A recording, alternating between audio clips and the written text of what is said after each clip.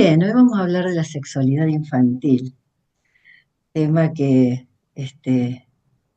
yo diría que en este momento con toda la cuestión de las cuestiones de género, de la hormonización y todo esto, es muy pertinente volver sobre este texto y sobre este escrito. Así que bueno, yo voy a empezar leyendo como siempre y después veremos a ver hacia dónde se va.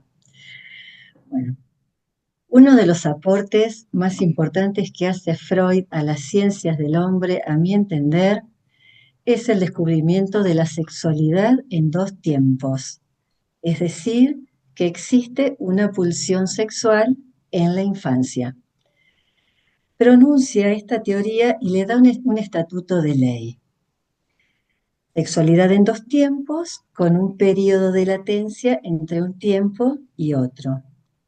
Recordemos que en este tiempo Freud viene investigando toda la cuestión de, bueno, su teoría, su hipótesis del inconsciente, pero fundamentalmente poniendo el acento en la teoría de las pulsiones. Y por eso vimos pertinentes, antes de meternos con tres ensayos, de poder adentrarnos en pulsiones y sus destinos. Ya en 1898, Freud publica un texto en el cual habla de la sexualidad en la etiología de las neurosis. Pero es recién en este tiempo, en 1905, que logra formalizar la sexualidad infantil. Freud viene investigando las bases de la vida sexual, también intenta rastrear en la sexualidad y las pulsiones sexuales sus rasgos esenciales, ¿no? Entonces, en la sexualidad, en la teología de las neurosis, allí hace como un primer bosquejo, empieza o sea, ya esto lo viene como viendo en la clínica, las preguntas respecto de la sexualidad adulta, pero es en este texto que escribe en 1905, si no me equivoco, que se mete de lleno. De hecho, de sus tres ensayos, un ensayo, el segundo, lo dedica exclusivamente a, a la sexualidad infantil.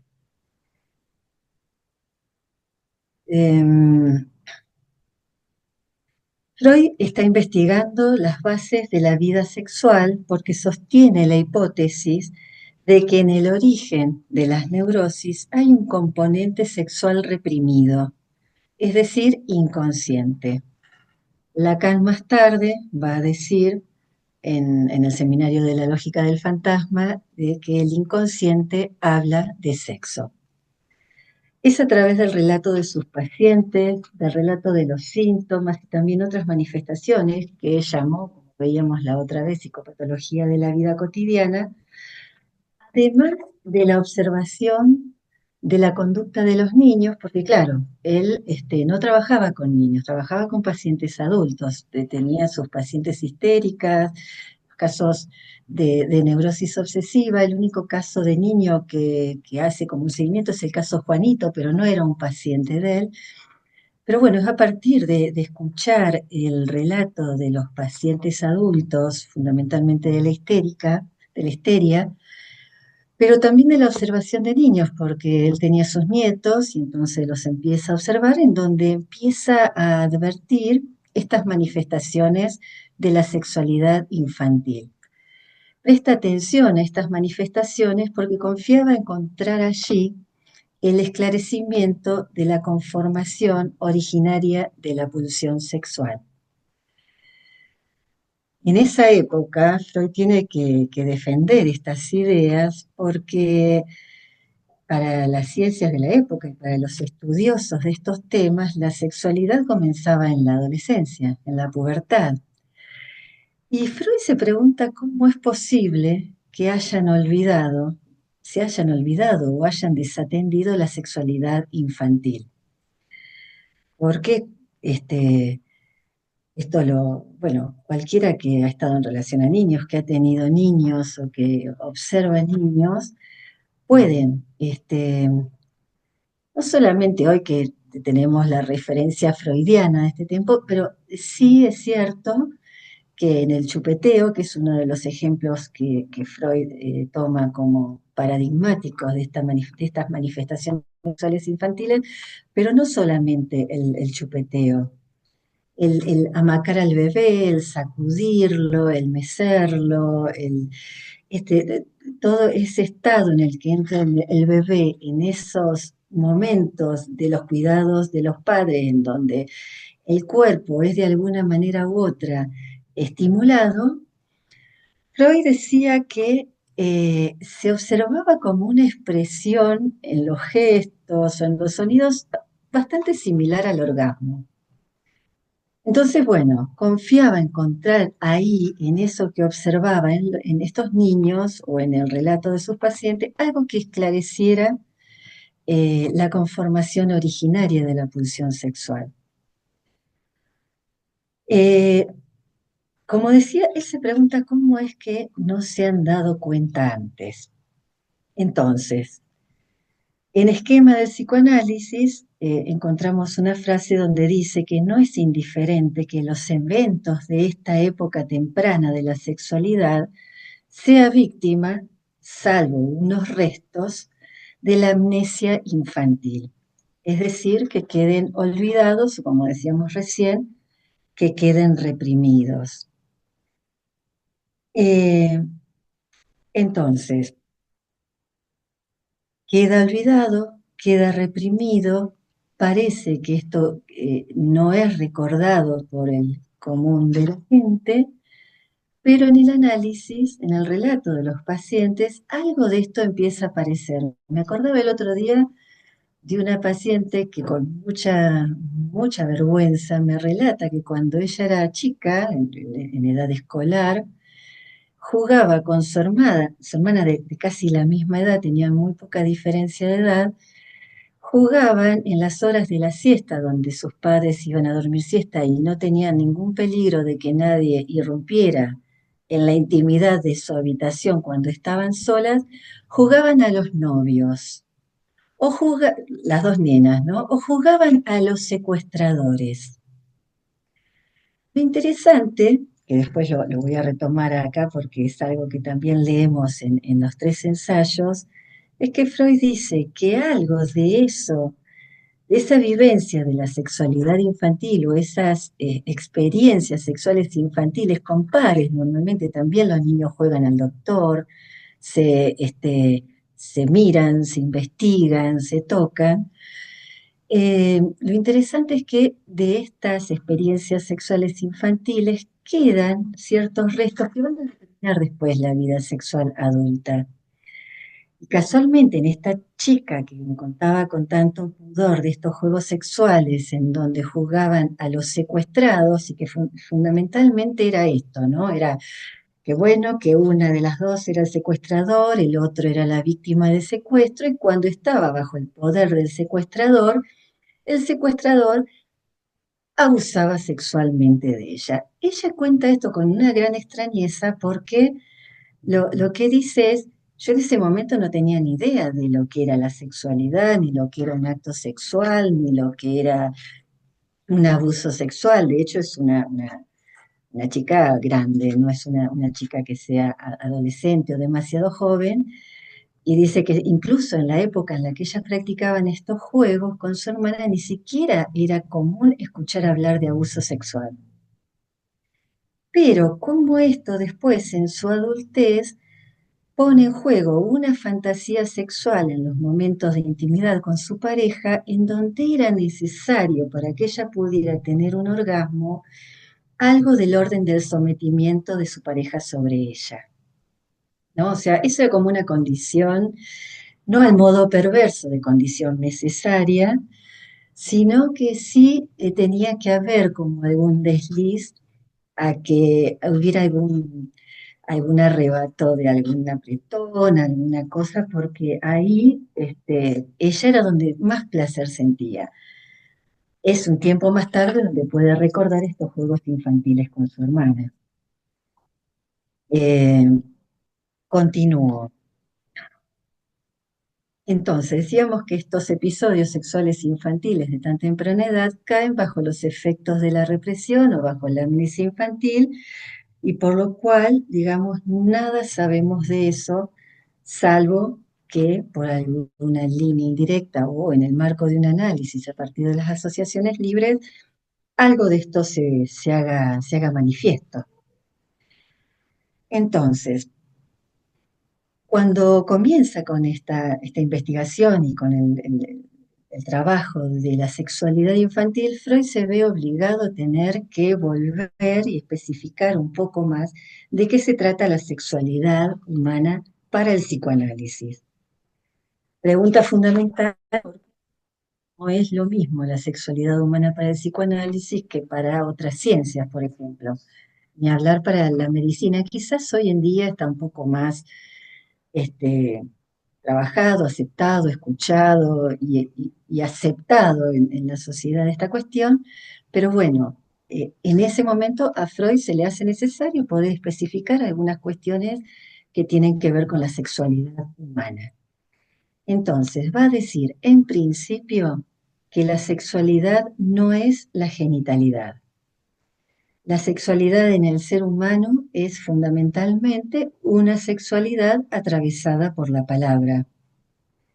El cuerpo del que se trata es un cuerpo erógeno afectado por la palabra, o sea, es un cuerpo erógeno efecto del recorte que la palabra hace sobre algunas zonas particulares que ahora las vamos a mencionar, este, y que es el discurso del otro el que va, digamos, haciendo este recorte de las zonas erógenas.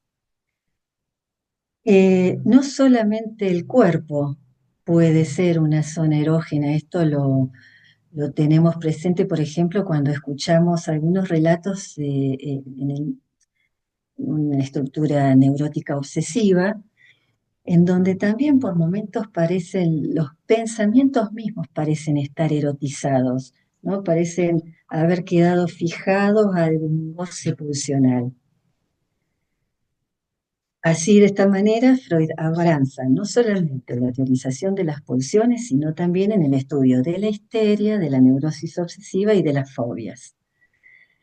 Trata de descubrir el mecanismo psíquico en el que se sostienen los fenómenos neuróticos, los síntomas, pero también, como decíamos, bueno, la psicopatología de la vida cotidiana. Casi al final de su obra y al final de su vida, ya en 1940, en Esquema del Psicoanálisis, Freud vuelve a reafirmar algo de lo que ha planteado en estos tres ensayos al inicio del siglo. En principio, como decíamos, que la vida sexual no comienza en la pubertad, sino que se inicia con evidentes manifestaciones poco después del nacimiento. El chupeteo, como decía, es un ejemplo claro de ello, porque no es un acto que se limite al, a la necesidad biológica de la alimentación, sino que también hay ahí y se observa un plus, diría, un agregado, porque de hecho los bebés no solamente chupetean en vacío, si uno observa un bebé, el chupeteo es algo que está permanentemente, sino que aparte se han inventado los chupetes. Un chupete uno sabe que se lo da a un bebé y se calma, se relaja y entra como en esta especie de estado orgásmico sin que ahí haya ninguna satisfacción por la vía de la alimentación, por ejemplo. Otra cuestión que dice Freud en Esquema del Psicoanálisis es que es necesario establecer una neta distinción entre los conceptos de lo sexual y lo genital. O sea, vuelve otra vez con el tema de que lo sexual no es la genitalidad, que la sexualidad no es la genitalidad. El primero, lo sexual es un concepto más amplio y comprende muchas actividades que no guardan relación alguna con los órganos genitales. Y también vuelve en este texto sobre las funciones de satisfacción, ¿no? y de placer que ofrecen estas zonas del cuerpo a las que va a llamar zona erógena. Entonces, esto a modo de introducción. Voy a meterme con algunos de los puntos específicos que Freud trabaja en este texto, que ubica como un primer tiempo en la sexualidad humana. Recordemos el primer tiempo de la sexualidad infantil, el tiempo de latencia, que sería el entretiempo. Si estuviéramos hablando de un partido de fútbol, yo lo pensaría como un entretiempo en donde, bueno, ya lo voy a mencionar, pero rápidamente, digamos, parte de estas pulsiones sexuales propias de la infancia comienzan a quedar como sofocadas, paulatinamente se sofocan, y el tercer tiempo, que es la adolescencia, la metamorfosis de la pubertad que va a trabajar Lucía en el próximo encuentro. Decía que el chupeteo en los bebés desde el inicio de la vida es una condición de vida subjetiva, no solamente de vida biológica, sino de vida subjetiva, y diría algo más incluso, que si a un bebé se le pone un biberón que le permite alimentarse, y solo eso, ese bebé está en riesgo de vida aunque esté alimentado. De hecho, hay un psicoanalista que se llama René Spitz, que trabajó bastante un fenómeno que se llama de hospitalismo, en donde lo que veían era que si ese acto de amamantar a un bebé o de alimentar a un bebé, más que amamantar, de alimentar a un bebé, no cuenta con la presencia de un otro, hay un otro, o sea, pensemos esto, ¿no? Una cosa sería una alimentación mecánica en donde a un niño se le puede poner un dispositivo que lo alimente, pero si no hay un otro ahí que acompañe ese acto de la alimentación, yo agregaría con un deseo puesto en juego ahí respecto de ese niño, el niño corre el riesgo de caer en lo que llama marasmo, que en muchos casos extremos puede llevar a la vida. Pueden morir, ¿no? Digo, pueden perder la vida en eso. Con lo cual, acá aparece una cuestión que me parece que es importante, que es la importancia de que haya un otro ahí presente en estos primeros tiempos, como decía, no solamente porque con su demanda recorta zonas erógenas en el cuerpo del niño, sino porque también con su deseo establece una brecha y una diferenciación entre lo que puede ser la vida o la muerte, ¿no?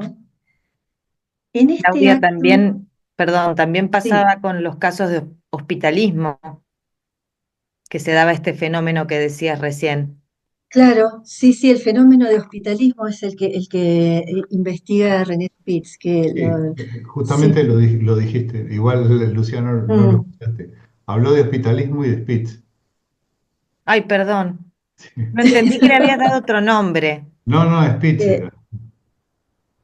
marasmo le di al nombre del fenómeno ese que se produce incluso hasta una transformación en todo lo que es el aparato deglutor y todo lo que es a nivel de los labios. Es muy llamativo eso. Lo que produce eso, justamente, ¿por qué no podría decir, está succionando igual? Hay un acto de succión, ¿no? Pero la diferencia entre que ahí haya un otro con su demanda y su deseo para que se pueda producir otra cosa, ¿no? Pero Es incluso, digamos, los estudios de estos que hacía Spitz los hizo después de la Segunda Guerra Mundial, donde había muchos bebés que eran abandonados porque no los tal podían cual, mantener, ¿no? Entonces, los hospitales tal no cual. daban abasto para cuidar a los niños y entonces era lo que se producía era este fenómeno, ¿no? Que él lo llamó hospitalismo por eso, ¿no? Y Sí, sí, tal cual.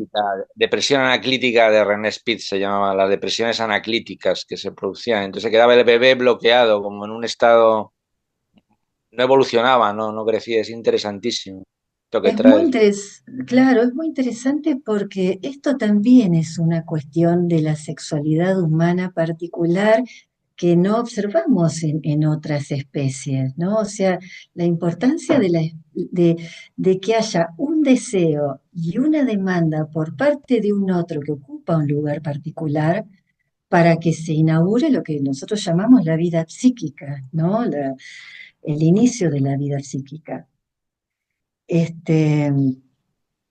Y lo que Freud descubre en esto es que en esa primera experiencia de alimentación, en donde ese encuentro con el otro establece un vínculo muy singular, es una primera experiencia de satisfacción que inaugura un primer goce, podríamos decirlo, una primer sensación placentera, pero al mismo tiempo también inaugura un vacío, porque a partir de ahí el sujeto va a intentar repetir esa primera experiencia, o tratar de repetir esa experiencia a los fines de volver a reencontrar ese goce, pero que ya está perdido. Y cada nueva intención, cada nuevo intento de volver sobre esa primera experiencia deja una nueva marca. Es como, vieron que a veces con los sueños ocurre esto, que uno sueña y quiere recordarlo y cuando intenta recordarlo y aparece algo, pero en ese intento de rememoración de algo del sueño pareciera como que se inscribiera una nueva versión del sueño que aleja cada vez más de lo propiamente soñado. Es como que cada versión que una cuenta del sueño ve cómo se aleja, cómo se distancia y se diferencia de lo que fue el sueño en sí, que de hecho está perdido, ¿no? Y esto, la primera experiencia de satisfacción, también es una primera experiencia perdida, fundante, y que, bueno, es esencial para la vida del sujeto. A ver, como les decía, había planeado leer, pero ya me voy y ahora me tengo que volver a encontrar con el texto. Bueno, esta entrada del ser humano, ¿no? En la vida psíquica, que es de la mano de un otro, que no solamente es un, este, un cuerpo que alimenta, sino también que es un cuerpo que habla, es un cuerpo que tiene una voz, ¿no? Estoy hablando de este gran otro, tiene un ritmo, un tono, va, digamos, produciendo a nivel de las pulsiones una diferenciación. Las pulsiones que quizás en un primer momento parecen indiferenciadas comienzan a separarse. Es decir, hay una entrada en lo cultural y una pérdida de lo que entendemos por natural que este, va a ir, digamos, recortando no solamente las zonas del cuerpo, sino diferenciando las pulsiones, ¿no? Las diferentes pulsiones que ahora voy a nombrar. Freud en este texto habla de diferentes cuestiones que me parecen importantes mencionarlas. Una es el autoerotismo, la otra es las zonas erógenas que venimos hablando y la satisfacción pulsional. El autoerotismo, que es un concepto que no es de Freud, sino que Freud toma de un sexólogo británico que se llamaba Havelock Ellis, toma de este sexólogo esta palabra autoerotismo, pero le da una vuelta para definirla como que es una moción pulsional sexual que no se dirige a otro, como podríamos pensarlo en la adolescencia, en la adultez, sino que se satisface en el mismo cuerpo. Como decíamos, el chupeteo, la mucosa de la boca, los labios, bueno, ahí hay algo en donde el niño encuentra esta satisfacción pulsional autoerótica que, este, que tiende a repetir cada vez. También habla de zonas erógenas, decía, pero bueno, ¿qué son las zonas erógenas? Freud la va a definir a las zonas erógenas como sectores de la piel o de la mucosa en el que ciertas estimulaciones provocan una sensación placentera de determinada cualidad, sensaciones voluptuosas, dice Freud. Recuerdan que cuando hablamos de la psicopatología de la vida cotidiana, yo había traído justamente un caso que aparece dentro de los numerosos casos que Freud relata en ese texto para dar cuenta de la psicopatología de la vida cotidiana y a propósito de ciertos actos que no tienen explicación, actos que son inconscientes. Él relataba este episodio de un médico que en el momento en el que se muda de consulta ubica inconscientemente en su escritorio un objeto que era un estetoscopio simple antiguo, eh, que bueno, a partir de todo lo que él puede asociar, a partir de esto, que se le hace pregunta, o sea, él ubica ese objeto en el escritorio entre el sillón del médico y el sillón que ocupaban normalmente los pacientes. Pero es a partir de la pregunta de una paciente respecto de ese objeto ahí que él empieza a indagarse sobre por qué lo había puesto ahí. ¿Qué razón tenía para que eso esté ahí, siendo que no era un objeto que él utilizara cotidianamente y tampoco era un objeto que él dice, todos mis elementos de trabajo, todos mis instrumentos de trabajo están guardados en cajas, ¿no? O sea que esto lo interroga y esto lo lleva a toda una serie de asociaciones, y en esas asociaciones hay un relato infantil, que acá también me sirve justamente para hablar de la sexualidad infantil, en donde este médico, siendo niño y bajo un estado gripal, un estado de enfermedad en la infancia, es atendido por el médico de la familia con un lugar especial que el médico de familia tenía en esa época. Era como, no es como ahora que uno tiene al médico de cabecera, pero que no lo conoce. El médico de familia era normalmente el que atendía a todos los miembros de la familia y los conocía con una profundidad que era propio de alguien que entraba en la cotidianeidad de la dinámica familiar, ¿no?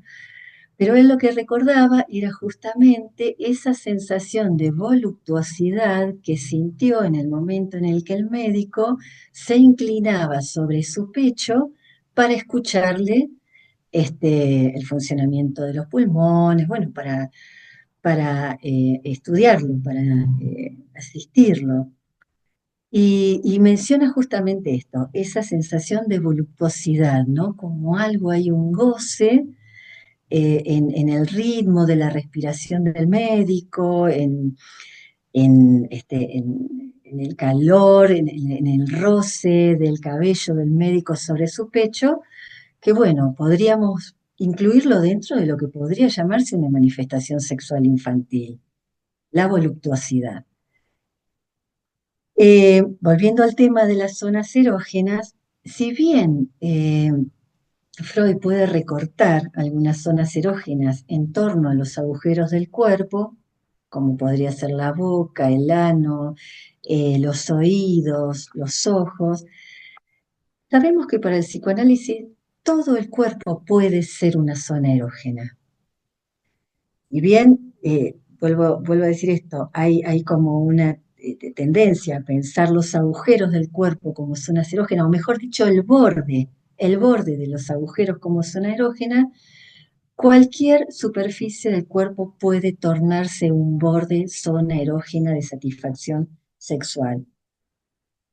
Este, de hecho, Freud acá en este texto hace un movimiento de la succión a la micción y ubica también como zona erógena el glande en el niño y el clítoris en la niña, que bueno, después en la adultez uno podría decir que serían las zonas erógenas por excelencia. Pero bueno, teniendo presente esto, que no solo eso.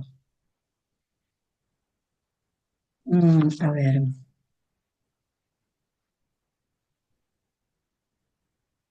Bueno, ¿cuál sería entonces la meta sexual infantil?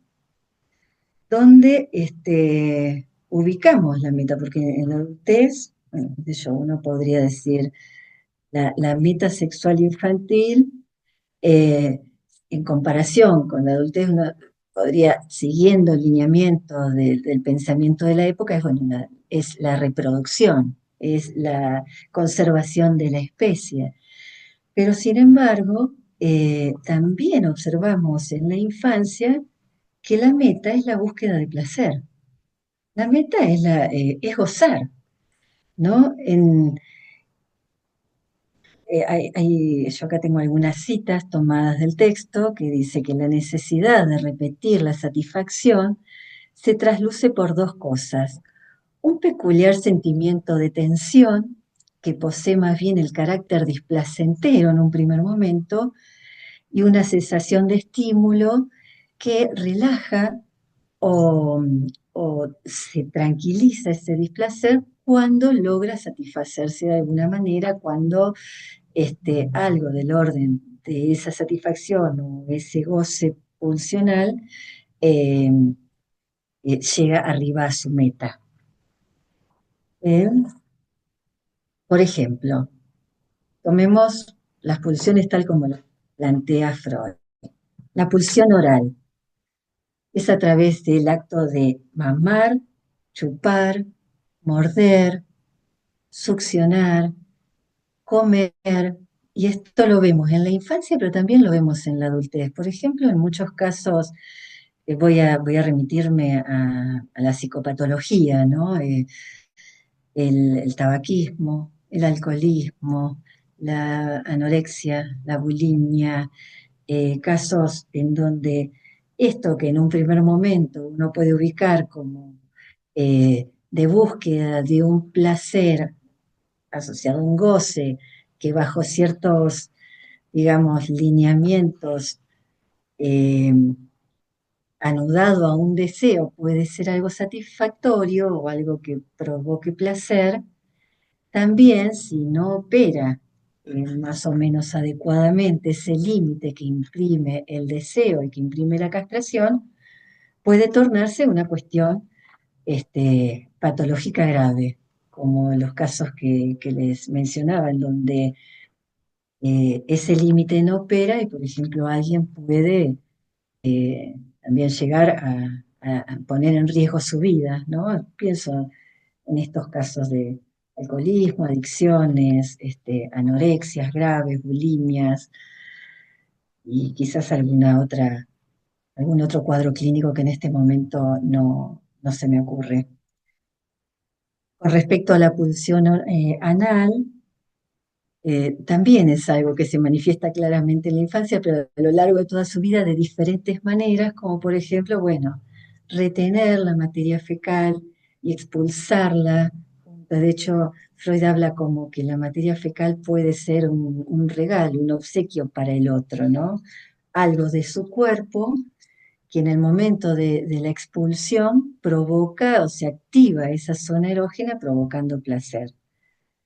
Después esta pulsión la podemos ver en otras cosas, como el ordenar, el ser demasiado meticuloso con la limpieza, en algunos casos también de neurosis obsesiva, en donde la cuestión, y ahora se ve mucho más después de la pandemia, por lo menos a mí, me han presentado en la clínica casos respecto de el TOC de contaminación, el TOC de contacto, de contaminación, de infección, en donde, bueno, se llevan adelante un montón de rituales muy cuidadosos de limpieza y de asepsia, que esto podríamos relacionarlo con, digamos, con el costado desregulado de la pulsión anal.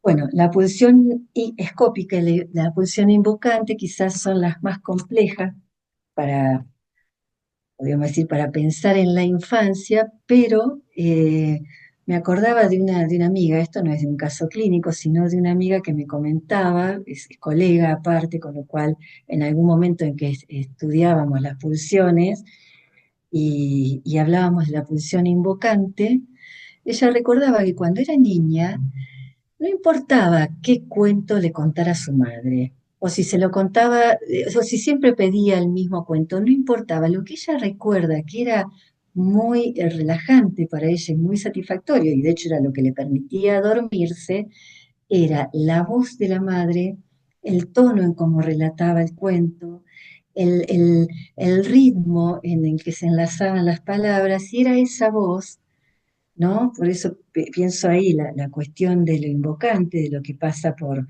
lo que uno escucha, lo que le provocaba esa sensación de somnolencia y podríamos, estirando y forzando un poco la cosa, otra vez esa sensación de orgasmo que le permitía arribar al sueño y dormirse. Y la pulsión escópica también. Este, de hecho, si observamos a los niños, hoy muy en boga porque solemos ir a un restaurante o algún lugar donde nos encontramos con familias, con muchos o con niños pequeños, en donde vemos los niños en un estado casi hipnótico con las pantallas de los teléfonos o las tablets que ya vienen con un dispositivo para que los niños pequeños la puedan tener sin riesgo de que se caiga y se rompa, y los niños quedan como abstraídos en esa cosa de la imagen, de los colores, de los movimientos. O sea, son como diferentes ejemplos de cómo esta desmezcla pulsional, digo desmezcla porque es donde justamente se separan una de otras, pero sin dejar de estar mezcladas, porque no es que uno puede pensar una pulsión demasiado aislada de otra, sino que esto es la estructura del sujeto. Es la estructura, están eh, las cuatro mociones pulsionales de alguna manera interactuando todo el tiempo, lo que pasa es que a veces podemos ver, por ejemplo, si escuchamos música, el goce pasa por lo escópico, no, por lo invocante, perdón, no pasa por lo escópico. Quizás lo escópico nos pasa más si estamos observando una obra de arte, bueno, es esto, ¿no? Hay un primado de alguna pulsión respecto de otra en determinados momentos, pero están intrincadas unas a otras y esto, como siguiendo a Freud, esto viene de la infancia, esto no se inaugura en la adolescencia ni se inaugura en la adultez, sino que ya lo podemos ver claramente prestando un poco de atención en los niños pequeños, incluso desde muy pequeños, desde el inicio. Otra cuestión que trabaja Freud en este texto es la disposición perversa polimorfa. ¿A qué se refiere Freud con la disposición perversa polimorfa de la sexualidad infantil? Decimos que hay tres tiempos y este primer tiempo es un tiempo anterior al periodo de latencia. Es un tiempo anterior a que opere, digamos, la ley paterna como interdicción de goces, como ordenadora de goces, ¿no? O sea que en este tiempo de la infancia no operan todavía ni la represión, ni los diques anímicos. eh, eh, Está, digamos, el niño está libre de barreras que se inauguran en este tiempo del pasaje del primer tiempo al segundo, ¿no? Entonces, no hay vergüenza, no hay pudor, no hay timidez, y esto hace que, bueno, que las manifestaciones sexuales estén al libre albedrío, digamos, que pueda, de hecho, un niño pequeño no tiene ningún pudor de masturbarse en público, ¿no?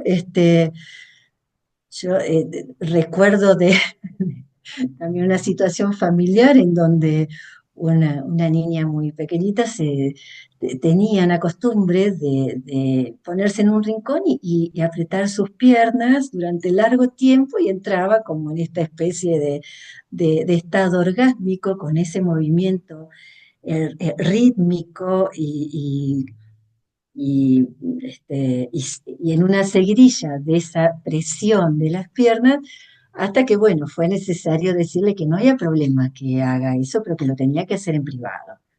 Que si tenía ganas que se vaya a su habitación y lo hiciera en privado, porque, bueno, era una situación incómoda para la mamá. Ver que eso pasaba estando delante de otras personas. Entonces, bueno, esto es lo que ocurre con la sexualidad infantil, digamos, no causa vergüenza, no hay barreras, eh, como la llamaba Freud, los diques anímicos. Y entonces, bueno, eso parece que tiene rienda libre en cualquier momento, cualquier situación y ante cualquier persona.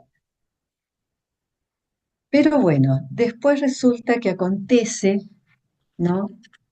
Este, una operación que es fundamental también, que es lo que posibilita el pasaje de un tiempo a otro, que es, como decía recién, la restricción que introduce el padre con su ley en la estructura cuando, por ejemplo, le dice al niño que ya no puede seguir gozando del cuerpo de su madre, sino que tiene que producirse ahí un corte. Eso se puede decir de diferentes maneras. De hecho, una de las formas más comunes que solemos escuchar algo de este corte que introduce el padre es cuando le dice a la madre, bueno, ya basta de teta, o bueno, ya basta de que el niño duerma en la cama con nosotros, ya tiene que pasar a otra habitación, o incluso cuando cierra la puerta de la habitación para el comercio sexual de los padres, dejando al niño al margen de ese goce, digamos, simbiótico que puede llegar a ocurrir no solamente del niño con el cuerpo de la madre, sino también de la madre con el cuerpo del niño.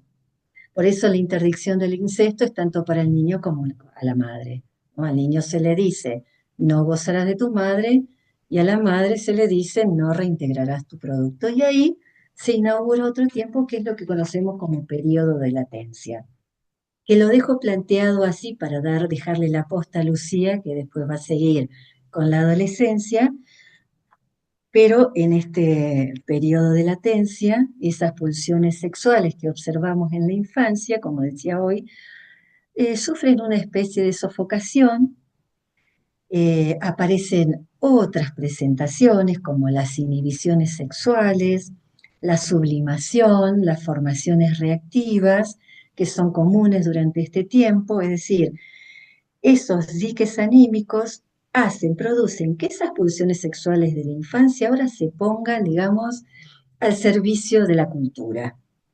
Entonces estos niños comienzan a ir a la escuela, socializar, comienzan a practicar deportes, se dedican al arte, se ponen a estudiar, comienzan a tener un lazo social con sus amigos diferentes que en la infancia, y en todo esto, digamos, se juegan las pulsiones sexuales, pero tamizadas por, por estos filtros que le dan como otros destinos, digamos, otros destinos a la pulsión.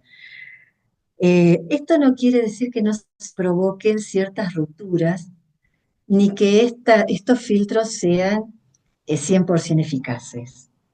De hecho, en el periodo de latencia podemos observar manifestaciones sexuales, explícitamente sexuales, como ciertas poluciones nocturnas, erecciones en los niños.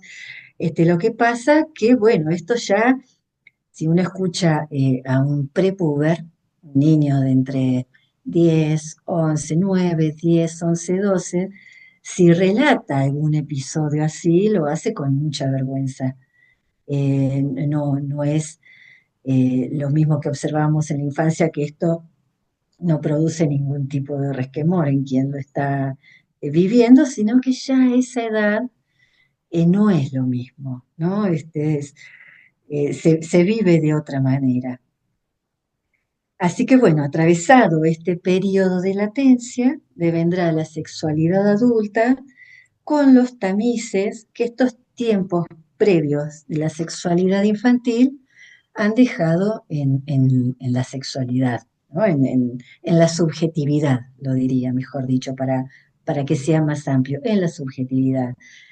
Por eso, cuando Freud escuchaba los relatos de sus pacientes, es en el relato de los pacientes adultos donde él descubre la sexualidad infantil, no en el relato de los niños, sino que uno puede rastrear en la sexualidad adulta algo de esta sexualidad vivenciada en ese primer tiempo de la vida, que como decíamos, produce un efecto, tiene un efecto determinante en los modos de gozar en la adultez.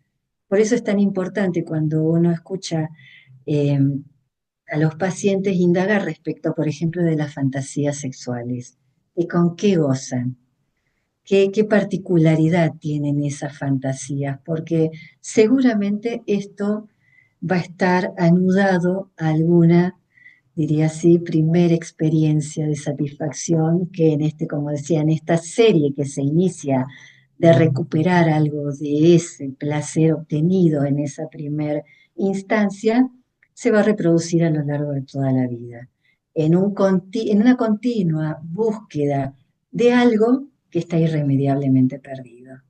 Y eso, bueno, es lo que funda el deseo. Así que bueno, hasta acá lo que tengo para decirles, somos nosotros nomás, así que dialoguemos, charlemos, preguntemos, vamos a ver, seguramente tengamos mucho para decir, es un tema súper interesante. Como decía hoy, también es muy interesante con respecto a lo que está pasando hoy en día con estos niños que desde muy chiquitos se dicen sentir niñas o niños, ¿no? Y lo peligroso que es darle demasiada consistencia a eso, porque la sexualidad se termina de constituir en la adolescencia. Entonces, cualquier intervención sobre el cuerpo de un niño previo a ese tiempo es casi un abuso de la fantasía o el fantasma materno más que un verdadero deseo del niño. Así que bueno, esto quería comentar. Abrimos espacio de preguntas, comentarios y diálogo. A mí me pasó, no con pacientes, sino con amigos que compartimos la experiencia de ir teniendo hijos y ver un poco, ¿no? Las diferentes etapas, que una vez una conocida me explica que no entiende cómo su hija ahora empieza a tener vergüenza, ¿no? Y que le parecía casi del orden de la indignación, cuando en su casa siempre han sido tan naturales y que por ahí uno puede entrar al baño cuando uno se está duchando o se puede cambiar enfrente del otro, y que no, y que, por ejemplo, acá una cosa muy común es que se hace topless, ¿no? En la playa, y las nenas ya directamente no se les pone la parte de arriba del bikini. Y eso lo había hecho ¿no? Lo había hecho siempre de pequeñita, y a la que estaba con, bueno, el periodo de latencia, claro, empieza a tener vergüenza y se quiere tapar, y como que un poco lo penalizaban los padres esto, ¿no? O sea que no tener un poco en consideración estos cambios que hacen, a veces incluso se penalizan cosas que son propias del desarrollo de una etapa, ¿no? De la normalidad de una etapa, quiero decir. A mí en España, cuando fuimos este verano, lo que me pasó con Mateo, justamente teniendo en cuenta en las playas el topless y la desnudez, que empezó a ver, Mateo tiene 5. Y entonces empezó a ver gente desnuda en la playa. Y yo le explicaba, bueno, acá se puede. Le digo, acá se puede y hay gente que si tiene ganas, se puede quedar, puede estar así en la playa. Mientras eran adultos, bueno, al principio le llamó la atención, pero después fue a una playa y empezó a ver nenes.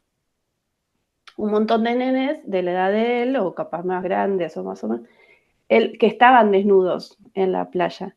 Entonces me decía, bueno, mamá, y mira, esos nenes no tienen malla. Le digo, bueno, acá los nenes también pueden, le digo.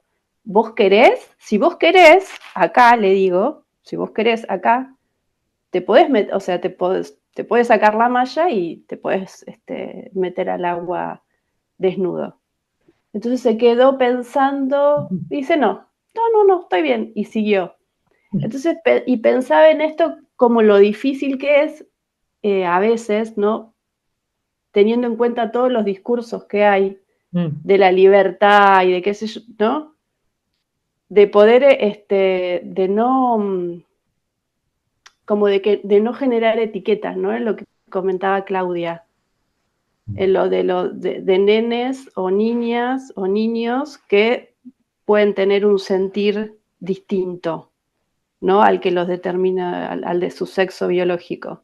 Entonces digo, qué difícil es a veces, teniendo en cuenta esto de que, por lo menos acá, que es a veces como muy fuerte el tema de que se puedan expresar, que en su sentir, y, ¿no? Y como que no jugar ahí el tema de no sé, no sé si sería los prejuicios o la moral, o, ¿no? Como tener en cuenta el desarrollo, pero a la vez, es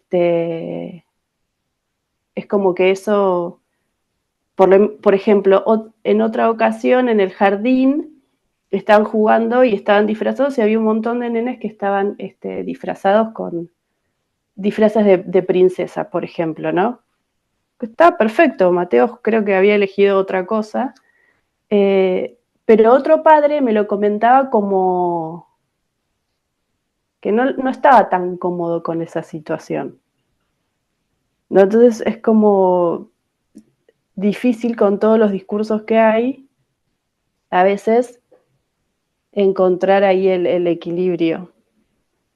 Es muy complicado. Mira, yo ahora me estaba acordando hace un tiempo, eh, hace bastante tiempo, había atendido a una paciente gravísima, un caso gravísimo de una chica con autolesiones, con problemas, fundamentalmente con el cuerpo. Ella venía a la sesión siempre con ropa muy grande. Era la época en que estaba medio de moda los emo. Yo no sé si ustedes se Sí. acuerdan que pelo negro, con un maquillaje muy particular, ropa muy grande, pero lo que tenía de particular esta joven era una adolescente, ya que bordeaba los 20, pero que cada 2 por 3 caía en algún ingreso por autolesiones graves, porque a veces se le iba la mano y terminaba lesionando alguna vena y bueno, tenía ingresos, coserla, bueno. Y con el tiempo, con el análisis, comienza a presentarse toda una cuestión con respecto al cuerpo, ¿no? O sea, la ropa que llevaba justamente lo que hacía era camuflar el cuerpo.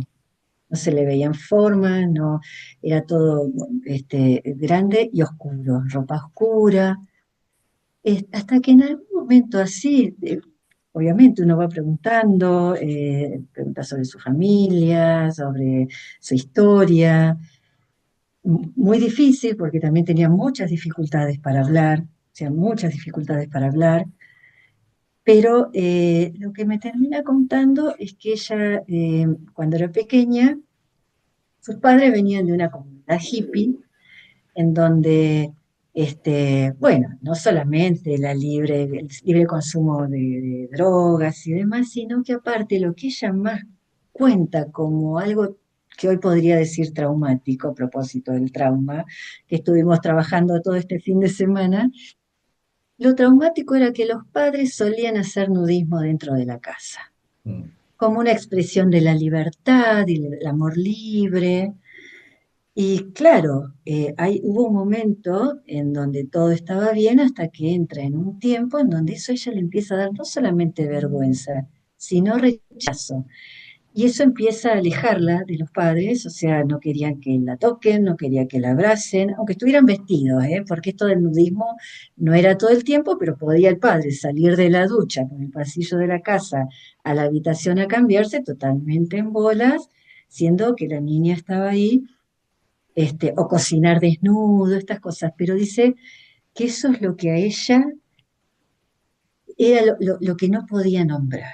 Era como innombrable para ella, totalmente rechazable, y cómo eso empieza a repercutir en el cuerpo al punto de que justamente su síntoma tenía que ver con el cuerpo, porque se cortaba, era como que algo de ese corte con el otro, porque uno puede pensar lo traumático.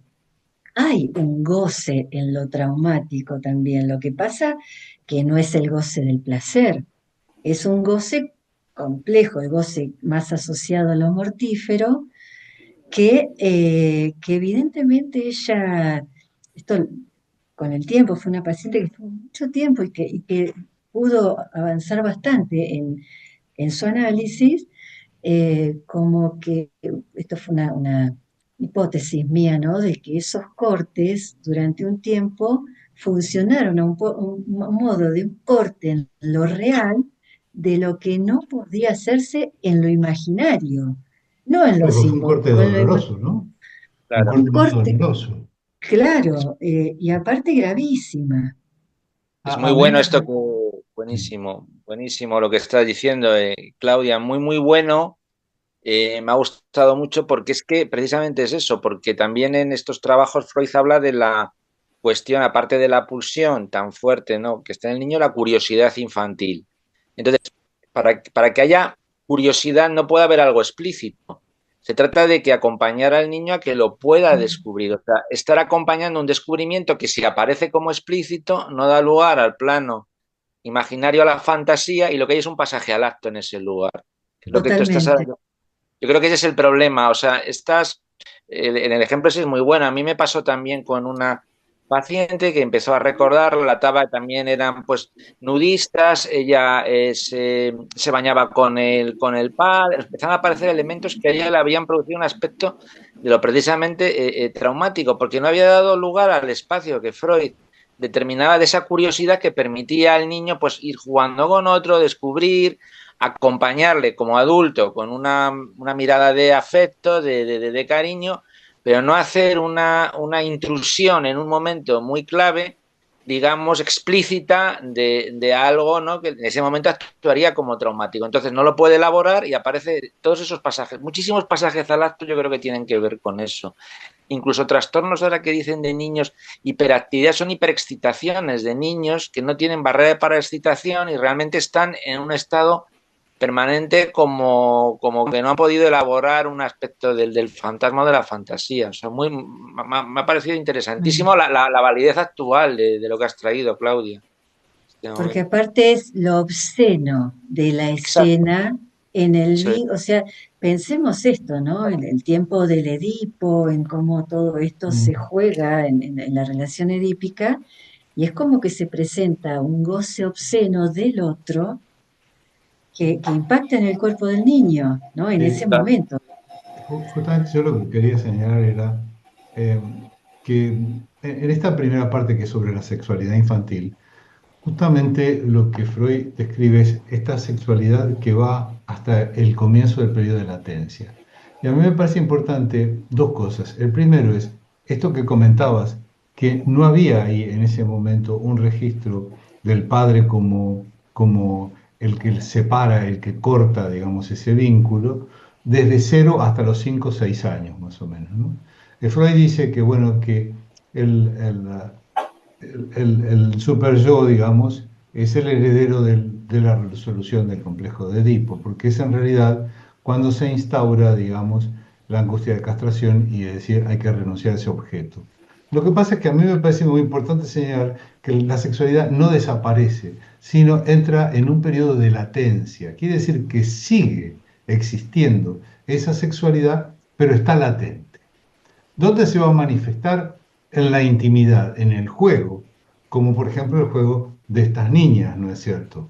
Donde una jugaba que la secuestraba y aparecía algo de la sexualidad, digamos, vehiculizada en el juego, ¿no es cierto?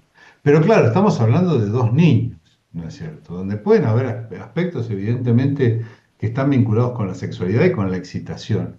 El tema, ¿qué pasa? Es cuando aparecen adultos. Y yo me recuerdo que hace muchos años, pero estoy diciendo hace más de 40 años, había un psicoanalista que era bastante conocido, que se llamaba Raskowski, era de la APA. Y entonces Raskowski decía, me acuerdo en un momento dado, en una conferencia que daba, que bueno, que él no estaba de acuerdo con el tema de esto de la desnudez de los padres frente a los niños. ¿Por qué? Porque producía excitaciones y que no eran excitaciones que fuesen muy, digamos, provechosas para el niño. Claro, lo que pasa es que también tenemos que pensar es qué pasa cuando hay una filosofía, digamos, ¿no? Un estilo de vida donde, digamos, el nudismo es un componente más, digamos, ¿no? No Pero solo, claro, y no solo el nudismo, por mm, ejemplo, el tema del colecho, que en también, Sí, la última década ha crecido con un sí, sí. discurso supuestamente progre, Sí, que claro. sí. cuida lo Lo que pasa es normal, lo que, natural. claro, lo que pasa es que la pregunta que nos podemos llegar a hacer es hasta dónde llega el punto del colecho, porque también es otro tema que también puede ir un poco por lo cultural, porque esto que yo tengo un amigo, por ejemplo, en realidad tengo dos amigos que tuvieron hijos, las primeras hijas, dos niñas eran, ¿no? Más o menos en la misma época, ¿no? Entonces, uno eran dos argentinos, ¿no? Entonces, bueno, los dos argentinos eran, bueno, a ver, la cuna al lado de la cama y que esto y lo otro. El otro era un argentino con una holandesa.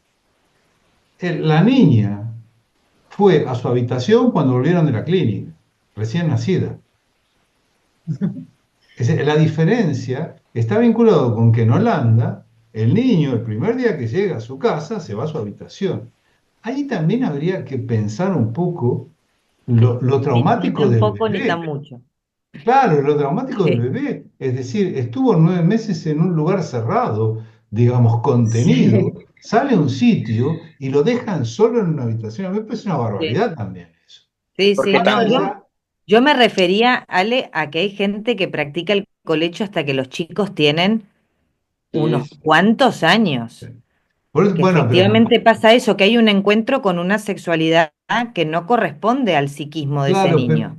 pero ahí hay un punto que me parece que es importante, es cómo tiene que, digamos, intervenir un padre o una madre en esos límites al goce en la sexualidad. Esto de que el niño se masturbe y que en realidad al que más incomoda es al padre o a la madre, que lo está viendo, que se está tocando y se empieza a angustiar, cuando en realidad es totalmente esperable y normal que el crío se toque o que la cría se toque o que juegue y que se lo pase bien. Sí, tal vez esto de decir, bueno, está bien, tratar de distraerlo de alguna forma, porque también el otro tema es, el adulto dice, bueno, ¿qué hago? ¿Qué le digo o no le digo? Porque en última instancia lo estoy reprimiendo. Y habríamos que decir, bueno, se lo está pasando bien, que se lo pase bien, pues, ¿no? Pobrecita. Entonces, claro, pero sí tiene que haber algún tipo de instancia donde, bueno, porque si Yo no creo que también tiene que se ver, transforma en exhibicionismo, ¿eh? Claro, tiene que No, por ver, eso, que cada cosa tiene su espacio y su momento. Claro. claro, No, tiene que ver también tenés- con nuestra mirada también, tal vez, sobre esos momentos, ¿no? Que se producen, ¿no? Donde puede haber también el niño en esa edad estar en la habitación, angustiado, se está tocando, algo así. Nuestra mirada también está ahí puesta, ¿no? En un Pero momento dado. incluso te diría en la desnudez, cuando hablaban de los niños así desnudos, me vino a la memoria un episodio que pasó hace 30 años atrás, por lo menos, o 28, porque ahora esta chica debe tener 32, 33 y tendría 5, ponele. Entonces ellos no vivían en Buenos Aires, vivían en Salta. Entonces habían venido a Salta y entonces habían otros amigos que tenían hijos también. Y los otros amigos, los hijos de mis otros amigos no comían azúcar, no comían caramelo. Entonces yo había comprado una gominola y entonces llego, la veo a Pilar, que abro la puerta, está desnuda y le doy el paquete de gominolas y le digo, escondelas, le digo, porque que no las vean los hijos de Mario, porque ellos no comen azúcar. Y ella agarra la bolsa, me mira, se mira y dice, pero no tengo bolsillo. Está muy Entonces, bien. claro, ahí es donde claro. ahí no hay en juego la sexualidad. Fíjate vos la No, inocencia de Como él. que es lo más ¿Dónde la voy a normal, guardar? ¿sí? claro, claro. Bueno, pero también es interesante esto de cómo se introduce la diferencia entre la intimidad y lo público, ¿no? La importancia de la intimidad, no solamente del cuerpo del niño, la intimidad de los padres con respecto a esto del colecho, ¿no? En la clínica Bueno, con niños es un tema totalmente recurrente para trabajar con los padres. claro, pero fíjense que hoy justamente un paciente me comentaba un episodio con una de sus niñas, ¿no? Tiene niñas de 6, 8, 9 y 13, 14. Y entonces me comenta que estaba en su intimidad con su mujer y que trata de entrar una de las nenas. Y claro, estaba cerrado con traba, porque tenía traba, la habitación de los padres tenía traba, ¿no? Entonces estaba cerrada, ¿no? Entonces él me dice, yo tengo un arte, digamos, de abrir la puerta y sacar al mismo tiempo para que no se den cuenta de que está cerrada con traba. Y entonces yo le digo, ¿y por qué no se van a dar cuenta de que está cerrada con traba? Claro. ¿Por qué está cerrada? Porque mamá y papá duermen y a veces ponen traba. Mm. Claro, Entonces él le dio una claro. explicación, no, porque la calefacción y que esto, y para que no entre la gata. Y yo tenía que decirle, no aclarés que oscurece. Claro, aparte que esto tiene que ver justamente con eso, que hay un espacio de intimidad entre los padres al que los hijos no acceden. No, totalmente de Eso, acuerdo. eso, eso es la operación también de la castración y la ley paterna.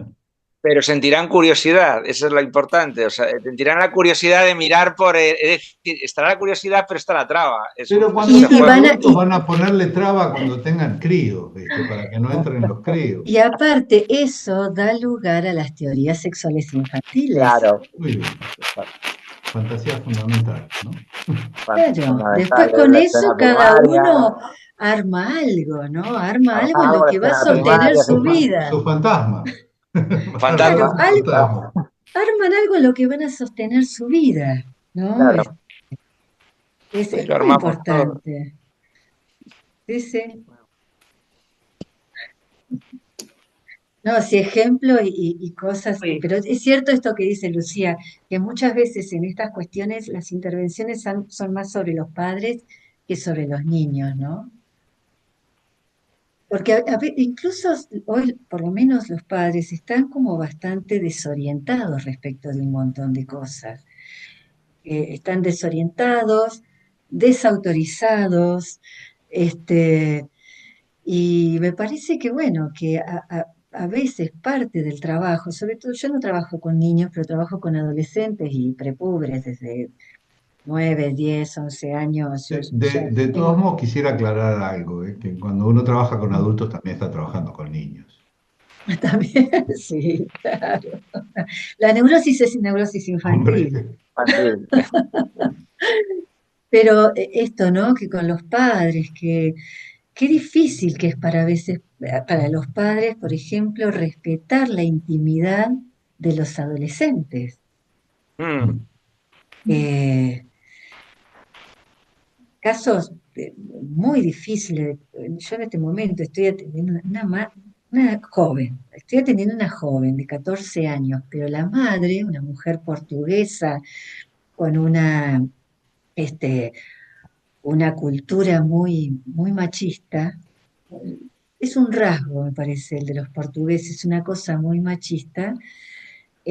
No puede tolerar que su hija mujer, por ejemplo, salga, tenga amigas, no vuelva a casa en los horarios que ella establece, cosa que bueno, que está bien, que yo le digo a la piba, mirá, respetale los horarios a tu mamá, ¿viste? Si te dice, volvé a las 12, volvé a las 12.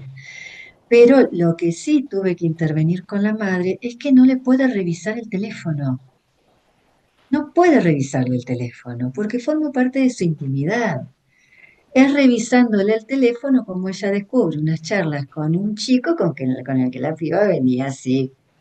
Tiene 15, 16 años, ¿no? 16 tiene. Este, y, y le revisa la mochila de la escuela y le encuentra preservativos. Bien hecha una furia a la consulta. Conmigo, me pide una entrevista para hablar conmigo, porque mirá lo que encontré, preservativos. Y yo le digo, tiene 16 años, lo mejor que te puede pasar es que tu hija ande con preservativos en la mochila. hombre, y tanto. Claro. pero son intervenciones, digamos, al modo discurso del amo, porque yo creo que en un análisis uno tiene que también ir rotando por los discursos. A veces es el discurso analítico, a veces es el otro discurso, a veces hay cosas que a los padres hay que decirles cuando están muy desorientados, decirles, bueno, esto, y ahí estamos ya en el discurso universitario, ¿no? Como sosteniendo un saber, pero la cuestión es no quedarse, no quedarse en un solo discurso, ¿no? Y que siempre sea el discurso del psicoanálisis, del analista, el que promueva las rotaciones. Pero en la clínica con adolescentes y con niños, me imagino que igual que en donde los otros, los padres, el otro, está ahí todavía, digamos, en lo real, no es el padre simbólico, el padre que trae el adulto, ¿no? Sino que ahí todavía está en lo real. Es fundamental las entrevistas con padres en algunos casos. Hay otros que no es tan necesario, pero bueno, nos metimos como en la adolescencia casi ya.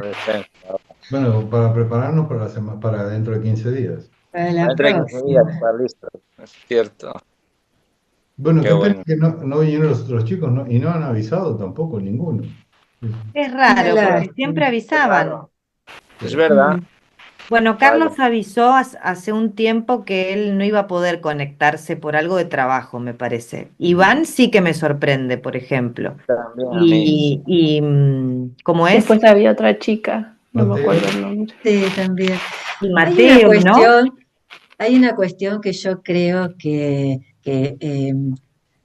me pregunto qué tan bueno o qué tan malo es que el tema que las clases se graben y después uno tenga acceso, porque eso hace que uno, ay, bueno, hoy no voy, total, si después la puedo escuchar porque está subida al YouTube. sí, de Este, todos modos, aunque seamos 4 o 5 y aunque, digamos, de todos aquí, la única es Gisela que no está aquí en Barcelona o no está en España, digamos, ¿no? Y que no formas parte del discurso, yo creo que lo tenemos que seguir sosteniendo y tenemos que seguir Por sí, supuesto. Sí, insistiendo sí. a que la sí. Ay, gente... pero vos sos el único que está en Barcelona. No es Ah, es cierto, verdad. no es cierto. Bueno, en Cataluña. En Cataluña Ahí va ampliando habemos tres. territorio. En Ampliando, Cataluña, Alejandro. tres. ¿No? Sí, sí, Sí, por... sí, hay que sostenerlo, porque aparte hay una cuestión, que el seminario uno lo piensa para otros, pero el seminario es un trabajo nuestro, Ah, no, para seguro. nosotros mismos, que Pues, es súper importante, no solamente la lectura que lleva el armado de la clase, sino después sostener la clase en el sentido de intentar transmitir algo de lo que a uno le quedó de esa lectura, o lo que uno ha podido recortar ante colegas, ¿no? exacto, muy valioso y actualizarlo a día de hoy todo lo que has traído, Claudio, como hemos estado haciendo. Es que tiene una actualidad rabiosa, además, estos trabajos. Pero yo creo que esa es la genialidad de Freud, ¿no? La Que genialidad de este él, hombre, digamos, pensó todo esto hace 100 años. Y cuando impresionante. leemos los textos de Freud, yo a veces tengo la impresión de que este tipo lo escribió hace 10 años, Totalmente. no Es 120. La increíble, genialidad es como Newton, ve que es la manzana, pero saca la teoría. Es que es de esa genialidad, ¿no? El tenerlo delante total. de los ojos el resto no. Si a mí eso me parece de estas cuestiones impresionante. Y hoy lo La volvemos a escucha, retomar. ¿no? La La escucha. escucha que tenía, y un deseo de investigación que no solamente eso, sino la posición ética, porque él no solamente teorizaba, sino que daba para adelante con su teoría, aunque se tuviera que chocar con toda una ideología Total. científica que lo dejaban, digamos, eh, en algún punto un poco segregado, ¿no? Y aún Así fue. así, y aún así, cuando él daba cuenta que alguna teoría, como por ejemplo con la teoría de la angustia o incluso con la teoría de las funciones, era necesario reformularla, que cualquiera hubiese dicho, no, me quedo acá porque si me tengo que corregir, le Me doy de estoy echando comer, atrás. le doy de comer a los que me vienen criticando. No importa, él seguía adelante con su teoría porque yo digo que más importante que su narcisismo era su deseo en torno al Exacto. psicoanálisis. Eso, Totalmente. Era exactamente. sí, su deseo exacto. Sí. Bueno, Qué bueno. siendo Hasta la Muy bueno. próxima. -5, Muy bueno. si les parece Gracias. bien, dejamos aquí y nos vemos el 17, que Lucía nos va a hablar de los adolescentes. Fenomenal. Lindo. Muy Bueno, bueno. Hasta la nos próxima. Y vemos. ya después nos veremos Muchas gracias. después nos veremos En en el febrero. 25, En ¿verdad? 2025. Vale. Pues Muchas buena gracias por la quincena y escucha. nos vemos el 17. Gracias. Chao, hasta Adiós. luego. Adiós. Hasta luego. Adiós. Adiós.